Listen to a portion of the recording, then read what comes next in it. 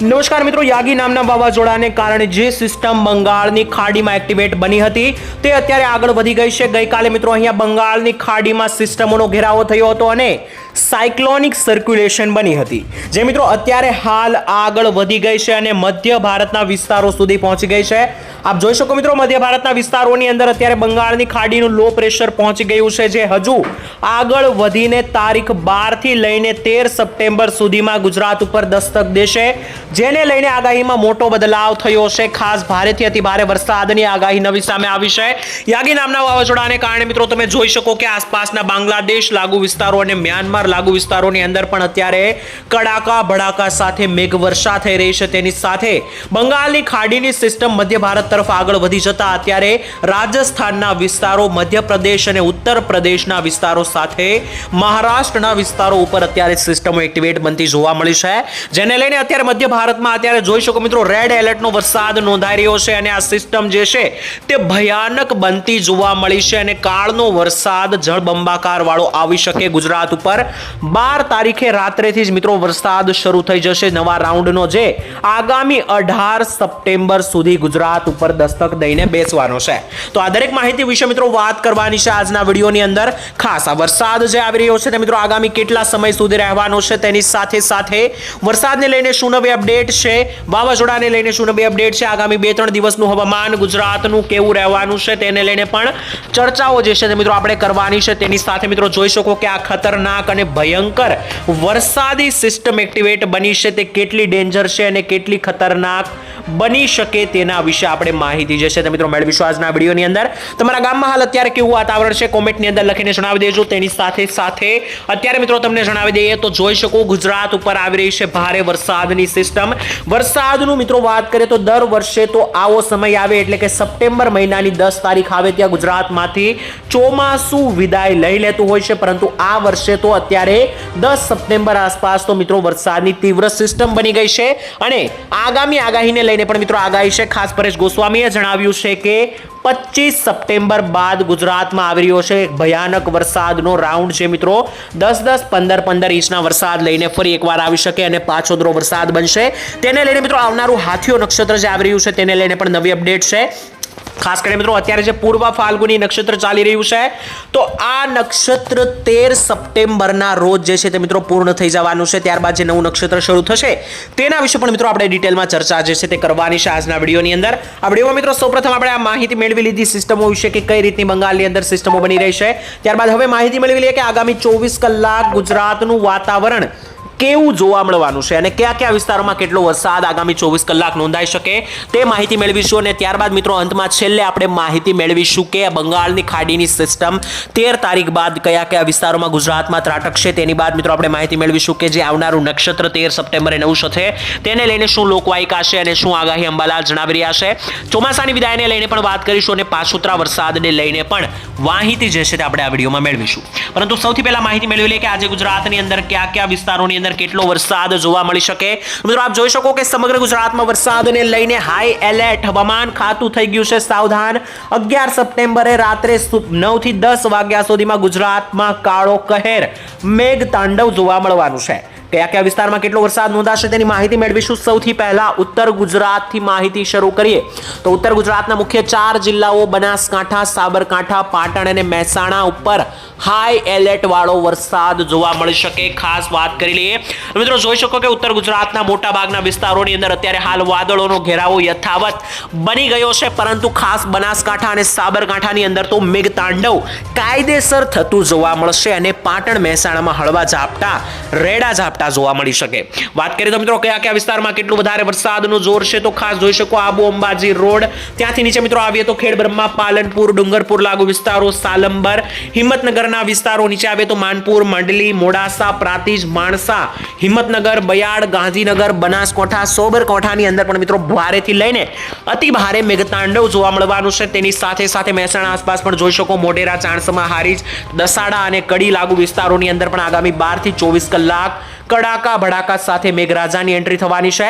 ત્યાંથી ઉપર મિત્રો વાત કરી લે તો જોઈ શકો રોડા, પાટણ, રાધનપુર, દિયોદર, સુઈગામ, ભાટસણ, ડીસા, પાલનપુર, સિદ્ધપુર અને ધાનેરા પંથકમાં પણ કાળા ડિબાંગ વાદળોનો ઘેરાવો વધી રહ્યો છે, જેને લઈને આગામી સમયમાં ગુજરાતની ઉપર કાયદેસર મેઘતાંડવ થતું જોવા મળી શકે છે। ત્યારબાદ માહિતી મેળવીએ તો ગુજરાતની ઉપર મધ્ય ગુજરાતની અંદર પણ મિત્રો ભારે વરસાદનું એલર્ટ છે। મધ્ય ગુજરાતમાં જોઈ શકો મિત્રો કાળા ડિબાંગ વાદળો સાથે મધ્યપ્રદેશની બોર્ડર પાસે રહેલા વિસ્તારો છે ત્યાં સૌથી ભારેથી લઈને અતિ ભારે વરસાદનું જોર રહેવાનું છે। તેમાં મિત્રો વાત કરીએ તો મધ્ય ગુજરાત પાસે રહેલા દાહોદ પંથકના વિસ્તારો, ગોધરા, લુણાવાડા, જાલોદ, પીપલોદ, મહીસાગર અને ખેડા પંથકની અંદર તો કાયદેસર આભ ફાટતું જોવા મળ્યું છે। ત્યારબાદ મધ્ય ગુજરાતના અમદાવાદ લાગુ વિસ્તારોમાં પણ જોઈ શકો રીતસરનું મેઘતાંડવ જોવા મળી રહ્યું છે, જેમાં કુડા, વિરમગામ, સુરેન્દ્રનગર, ધોળકા, નડિયાદ, કપડવંજ, અમદાવાદ, લુણાવાડા, કપડવંજ, બલાસિનોર આ દરેક વિસ્તારોની અંદર મિત્રો આવનારા સમયમાં વરસાદ જે છે તે ભૂક્કા કાઢશે। ખાસ આજથી લઈને આગામી 24 કલાક 11 સપ્ટેમ્બરની રાત્રિ સુધીમાં કાળા ડિબાંગ વાદળોનો ઘેરાવો બનશે અને વરસાદ આવશે। ત્યાંથી નીચે આવીએ દક્ષિણ ગુજરાતની માહિતી મેળવી લઈએ તો દક્ષિણ ગુજરાતમાં વડોદરા લાગુ વિસ્તારોમાં ભારે વરસાદ છે, જ્યારે નીચે વલસાડ સુધી કાળા ડિબાંગ વાદળોનો ઘેરાવો બની રહ્યો છે, તેના વિશે મિત્રો માહિતી મેળવીશું। જોઈ શકો મિત્રો વડોદરા લાગુ વિસ્તારોમાં તો 100% વાદળો દેખાઈ રહ્યા છે। આપ ખાસ જોઈ શકો તો મિત્રો વડોદરા, બોડેલી, બોરસદ, તારાપુર, આણંદ, ખંભાત, ચંપાનેર, છોટાઉદેપુર, પંચમહાલ, નીચે આવ્યો તો ડભોઈ, કરજણ, જંબુસર, તણખાડા, શિનોર, ત્યાંથી પણ વધુ નીચે આવે તો ડેડિયાપાડા, ઉમરપાડા, વાંકાળ અને કોસંબા લાગુ વિસ્તારોની અંદર કાયદેસર ભારે વરસાદ થતો જોવા મળી શક્યો છે અને આવનારા સમયમાં તમને ભારે વરસાદ જોવા મળી શકે।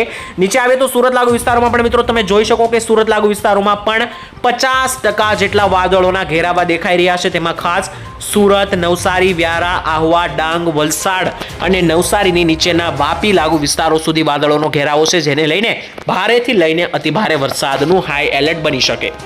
ત્યારબાદ કચ્છ વિશે માહિતી મેળવી લે તો મિત્રો કચ્છમાં હાલ અત્યારે કોઈ ખાસ ભારે વરસાદની આગાહી નથી, પરંતુ છતાં વાદળો જે છે તે મિત્રો 80% થી લઈને 90% સુધીના દેખાઈ રહ્યા છે। ઉપરના જે મિત્રો કચ્છના વિસ્તારો છે જે મિત્રો પાકિસ્તાન બોર્ડરને અડીને રહેલા વિસ્તારો છે ત્યાં વધારે અત્યારે સિસ્ટમ એક્ટિવેટ બની છે વરસાદની, જેમાં રાપર, લોધરાણી, જખો પ્રદેશ, ખાવડા, લખપત અને નલિયા વિસ્તારોની અંદર વરસાદ ભૂક્કા કાઢતો જોવા મળશે। ત્યાંથી નીચે આવીએ સૌરાષ્ટ્રની માહિતી મેળવી લઈએ તો સૌરાષ્ટ્રમાં પણ જે દક્ષિણ ગુજરાતની પાસે રહેલા જિલ્લાઓ છે જેમ કે ભાવનગર જિલ્લો, અમરેલી જિલ્લો, જુનાગઢ જિલ્લો, બોટાદ જિલ્લો અને ગીર સોમનાથ જિલ્લો જે મિત્રો તમે જોઈ શકો કે એકદમ નજીકના અડીને રહેલા વિસ્તારો છે દક્ષિણ ગુજરાતથી, તો આ વિસ્તારોની અંદર અત્યારે મેઘતાંડવ થતું કાયદેસરનું જોવા મળી રહ્યું છે, જેમાં ખાસ ભાવનગર જિલ્લામાં તો મેઘવર્ષા થવાની છે, જળબંબાકાર થઈ શકે, જેમાં વલભીપુર, શિહોર, ભાવનગર, ગારિયાધાર, પાલીતાણા અને ઘોઘા પંથકની આસપાસ ભારેથી લઈને અતિ ભારે વરસાદનું જોર રહેશે।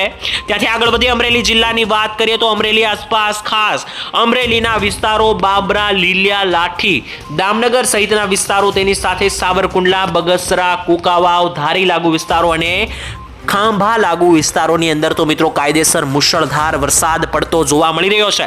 ત્યાંથી આગળ વધીએ તો મિત્રો જુનાગઢ લાગુ જેટલા પણ વિસ્તારો રહેલા છે ત્યાં મિત્રો આસપાસના પંથકોની અંદર કાળો કહેર અને કાળા ડિબાંગ વાદળો સાથે મેઘતાંડવનો ઘેરાવો થઈ રહ્યો છે, જેમાં ખાસ જુનેજ, તેની સાથે સાથે આસપાસના માણાવદર લાગુ વિસ્તારો, વંથાળીના વિસ્તારો, સાસણગીરના વિસ્તારો છે, તેની સિવાય મુલિયાસા લાગુ વિસ્તારો છે, તો આ વિસ્તારોની અંદર મિત્રો ગાજવીજ સાથે અને કડાકા ભડાકા સાથે ભારે વરસાદ પડતો નોંધાતો જોવા મળી રહ્યો છે।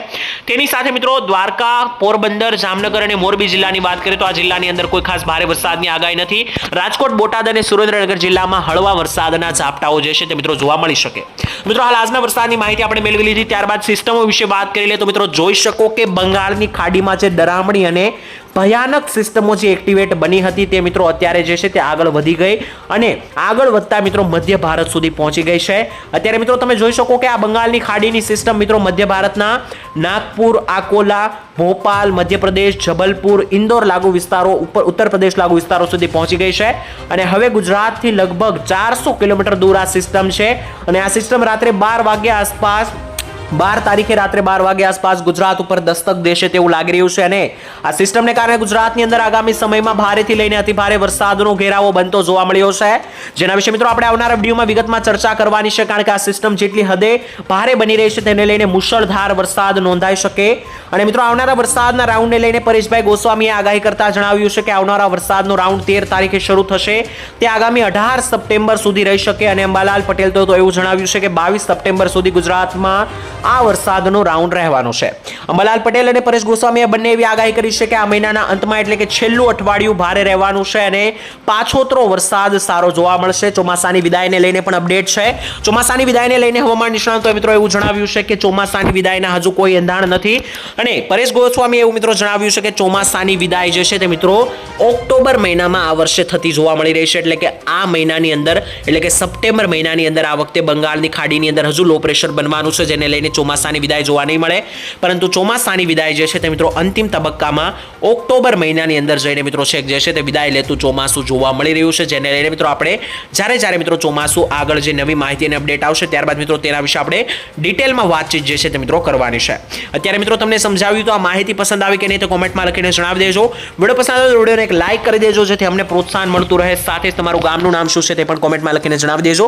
આવનારા વિડીયોમાં મિત્રો વાત કરીશું. તેની સિવાય પહેલા મિત્રો જણાવી દઈએ તો અંબાલાલે આજે એવું પણ મિત્રો જણાવ્યું છે કે આ સપ્ટેમ્બર મહિનામાં સાપ અને વીછી જેવા ઝેરીલા પદાર્થો, ઝેરીલા જીવો છે તેમના ઉપદ્રવ વધે છે, જેને લઈને સપ્ટેમ્બર મહિનામાં આ દરેક વસ્તુઓ કરડવાના કેસ વધી શકે તો ખેડૂતોએ સાવધાન રહેવું, કારણ કે અત્યારે ભીની માટી હોય છે. અને મિત્રો તેને લઈને પણ મિત્રો એક અપડેટ છે કે આ વરસાદનો રાઉન્ડ જે છે 13 થી 18 સપ્ટેમ્બર પરેશ ગોસ્વામીએ જણાવ્યું કે આ વરસાદનો રાઉન્ડ સાર્વત્રિક નહીં હોય પરંતુ એક અમુક ભાગોમાં વરસાદ જોવા મળશે. ખાસ જે મધ્યપ્રદેશની બોર્ડરના વિસ્તારો છે અને દક્ષિણ ગુજરાતના જે મહારાષ્ટ્રની બોર્ડરના વિસ્તારો છે ત્યાં વધારે વરસાદનું જોર છે. આ વરસાદની સિસ્ટમ વિશે આવનારા વિડીયોમાં કાયદેસર વાત કરીશું, જે આવતીકાલે વિડીયો આવશે. તો દરેક વિડીયો મેળવવા માટે આ ચેનલને સબસ્ક્રાઇબ કરી દેજો. આવતીકાલે મળીશું નવા સમાચાર સાથે. ત્યાં સુધી રજા આપશો. ધન્યવાદ. જય માતાજી.